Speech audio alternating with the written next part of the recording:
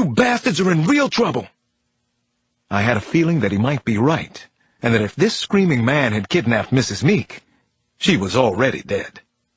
You're the one in trouble, fat boy, an HRT agent barked in the suspect's face. You too, girlfriend. Could this possibly be the couple who had taken Audrey Meek and Elizabeth Connolly? I didn't see how. So who in the hell were they? Chapter 39.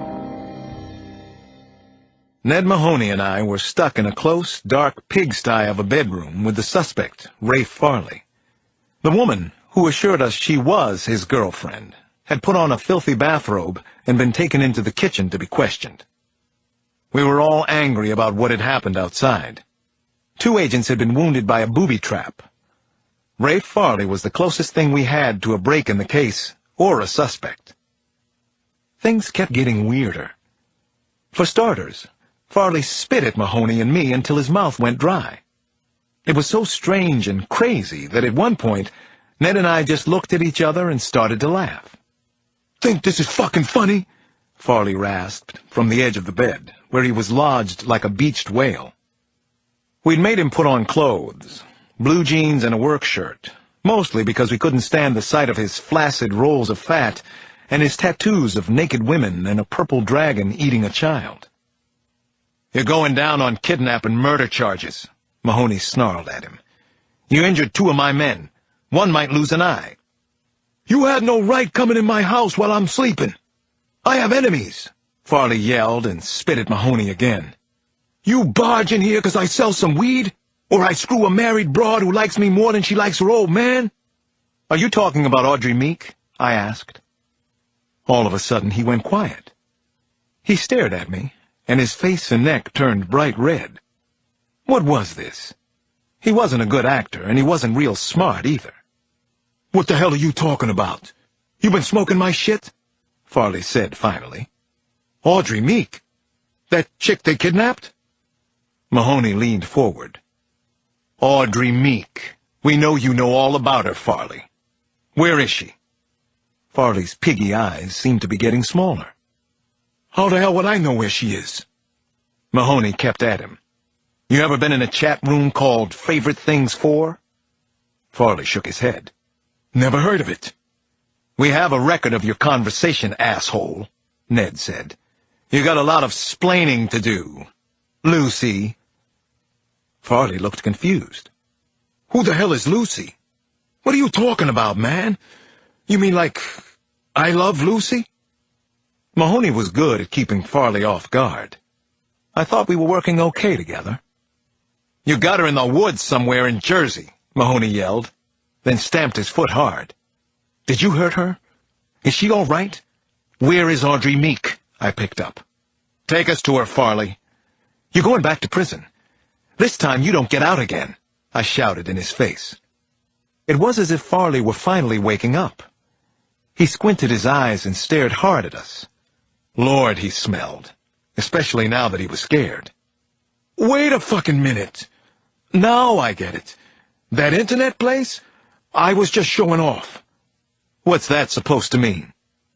Farley slumped down into himself as if we'd been beating him. Favorite 4 is for freaks to talk.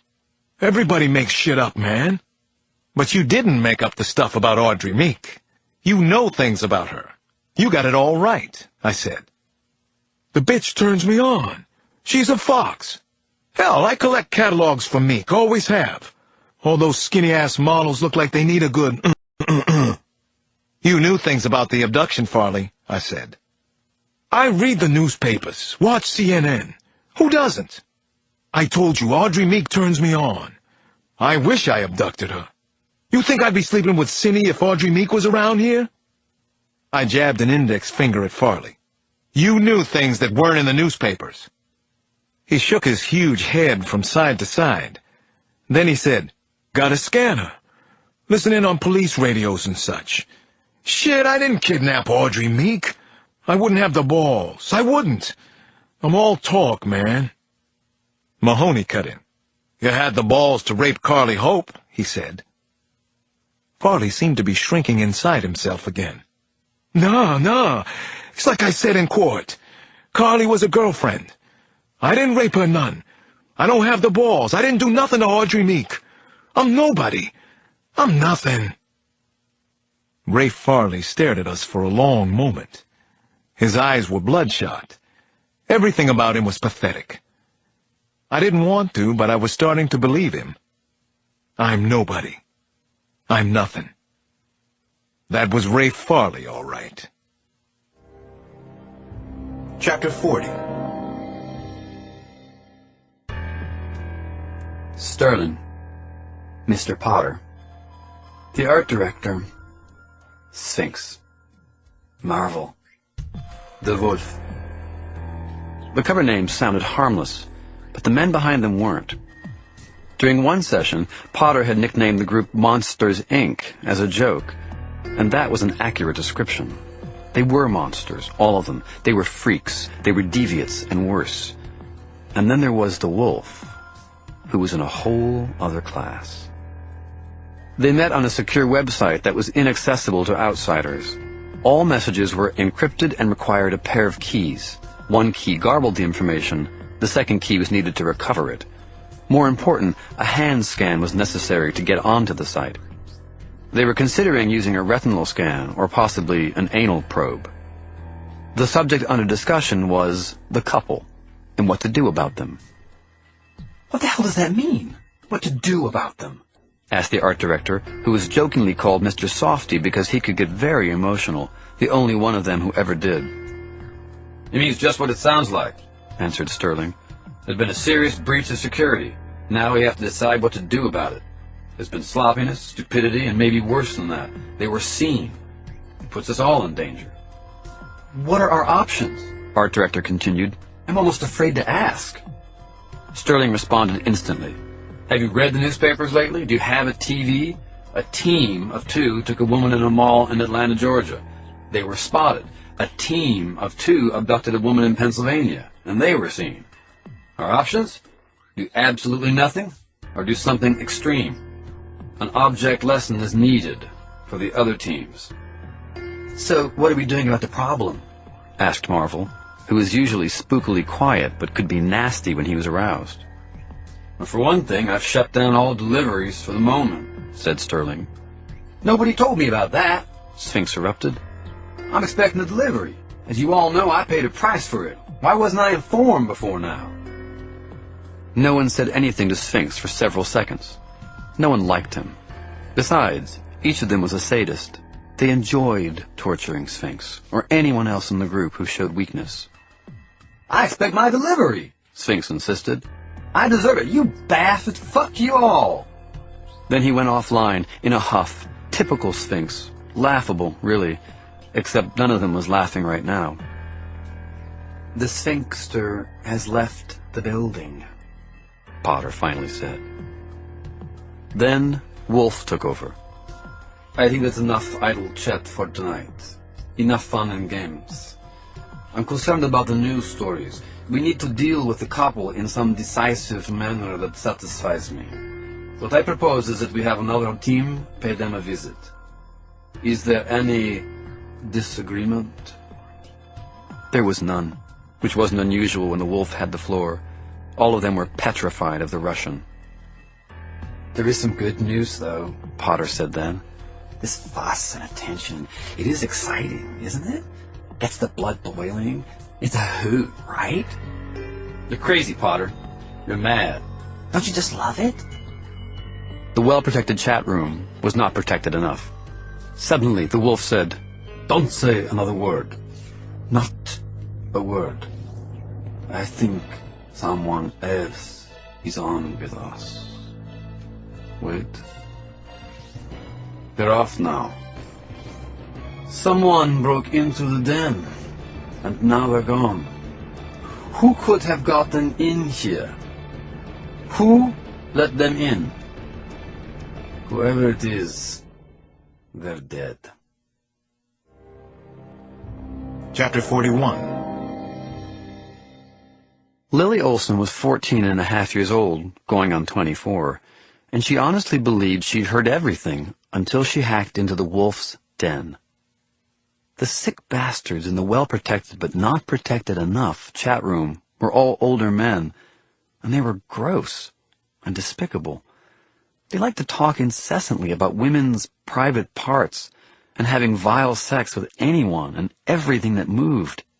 Any age, any gender, human or animal. The men were beyond disgusting. They made her want to puke. Only then it got a lot worse.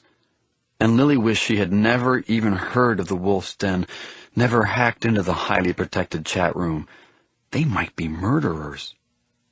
And then the leader, Wolf, actually discovered Lily was on the site with them, listening to everything they'd said.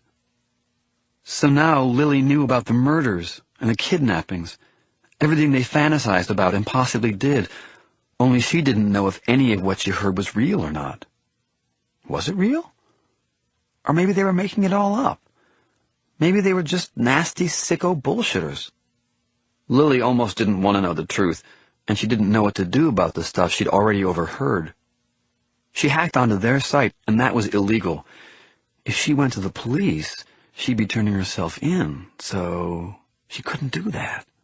Could she? Especially if the stuff on the site was just fantasies.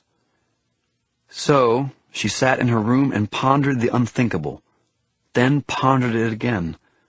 She felt so bad, so sick to her stomach, so sad, but she was also afraid. They knew she'd hacked into the Wolf's Den, but did they also know how to find her? If she were them, she'd know how. So were they already on their way to her house? Lily knew she should go to the police, maybe the FBI, but she couldn't bring herself to do it. She sat frozen. It was as if she were paralyzed. When the doorbell rang, she just about jumped out of her skin. Holy shit! Holy mother, it's them! Lily took a deep breath. Then she scurried downstairs to the front door. She looked through the peephole. She could hear her own heart thundering. Domino's Pizza. Jesus. She'd forgotten all about it. It was pizza delivery, not killers at the front door. And suddenly Lily was giggling to herself. She wasn't going to die, after all. She opened the front door. Chapter 42. The Wolf had seldom been angrier, and someone had to pay. The Russian had a long-standing hatred for New York City and the smug and overrated metropolitan area. He found it filthy, foul beyond imagining, the people rude and uncivilized, even worse than in Moscow. But he had to be there today. It was where the couple lived, and he had business with them. The Wolf also wanted to play some chess, one of his passions. Long Island was the general address he had for Slava and Zoya. Huntington was the specific one. He arrived in the town just past 3 in the afternoon. He remembered the one other time he'd been here, 2 years after he had arrived in New York from Russia. Cousins of his owned a house here and had helped him set up in America. He had committed 4 murders out on the island, as the locals called it. Well, at least Huntington was close to Kennedy Airport. He'd be out of New York as soon as possible. The couple lived in a typical suburban ranch house. The Wolf banged on the front door, and a goateed bull of a man by the name of Lukhanov opened it. Lukhanov was part of another team, one that worked successfully in California, Oregon, and Washington State. Lukhanov had once been a major in the KGB. "Where are the stupid fucks?" the Wolf asked, once he was inside the front door. The bull, Lukhanov, jerked a thumb toward a semi-darkened hallway behind him, and Wolf trudged down it. His right knee was aching today, and he remembered a time in the 80s when members of a rival gang had broken it. In Moscow, that kind of thing was considered a warning. The Wolf wasn't much for warnings himself. He had found the 3 men who tried to cripple him and broken every bone in their bodies, one by one. In Russia, this gruesome practice was called zamoshit, but the Wolf and other gangsters also called it mushing. He entered a small, sloppily kept bedroom and immediately saw Slava and Zoya, his ex-wife's cousins. The pair had grown up about 30 miles from Moscow. They had been in the army until the summer of '98. Then they emigrated to America. They'd been working for him for less than 8 months, so he was just getting to know them. You live in a garbage dump, he said. I know.